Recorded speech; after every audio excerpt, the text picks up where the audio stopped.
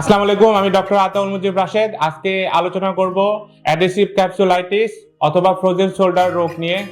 তো ফ্রোজেন শোল্ডারে যারা কাঁধ ব্যথায় ভুগছেন, দীর্ঘদিন কাঁধ ব্যথায় ভুগছেন এবং বিভিন্ন ধরনের ওষুধপত্র বা ফিজিক্যাল থেরাপি নিচ্ছেন, কিন্তু কাঁধ ব্যথা সম্পূর্ণরূপে ভালো হচ্ছে না, ঘুমাতে সমস্যা হচ্ছে, হাত দিয়ে কোনো কিছু ধরতে সমস্যা হচ্ছে, বা লিখতে সমস্যা হচ্ছে, বা ডেস্কে কোনো ধরনের কাজ করতে পারছেন না, তাদেরকে বলবো তারা আমাদের এখানে অ্যাডভান্স আকুপাঞ্চার চিকিৎসা অন্তত হইলেও একদিন চিকিৎসা নিয়ে দেখুন এবং নিজ আপনার রেজাল্ট পরখ করে দেখুন।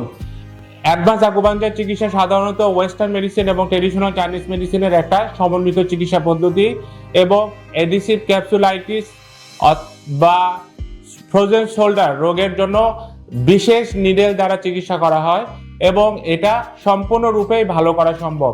সাধারণত 24 ঘন্টা পরে এটার উন্নতি বোঝা যায় এবং অ্যাডহেসিভ ক্যাপসুলাইটিস অর্থাৎ ফ্রোজেন শোল্ডারের জন্য 10 দিন চিকিৎসা নিতে হয়।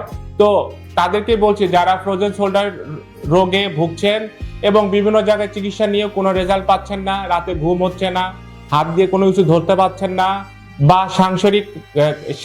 সাংসারিক কাজগুলো করতে পারছেন না, বিশেষ করে মহিলাদেরকে বলবো যে বিভিন্ন জায়গায় চিকিৎসা নিয়েও কোনো রেজাল্ট পাচ্ছেন না, তারা আমাদের এখানে আসুন, অ্যাডভান্স আকুপাঞ্চার চিকিৎসা নিন এবং প্রথম দিন চিকিৎসা নেওয়ার 24 ঘন্টা পরে ইনশাআল্লাহ আপনি আপনার রেজাল্ট পাবেন।